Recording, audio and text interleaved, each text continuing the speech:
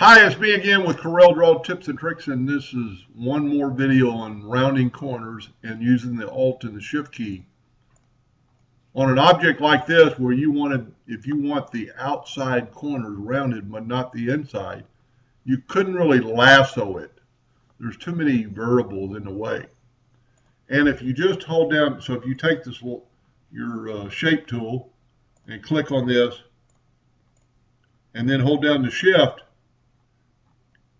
and do the outside ones, watch what's happened to the inside. The Shift is causing any nodes between there to be selected on any given route. So if you select that one and hold down the Shift, it selects all the nodes. So to eliminate that, hold down the Shift and the Alt, and it will just keep it on the outside ones. The Shift key is selecting them. The Alt key is stopping it, I guess, from selecting the inner ones. So you do that. We're going to make this 0.25 because it's pretty little, and then hit apply.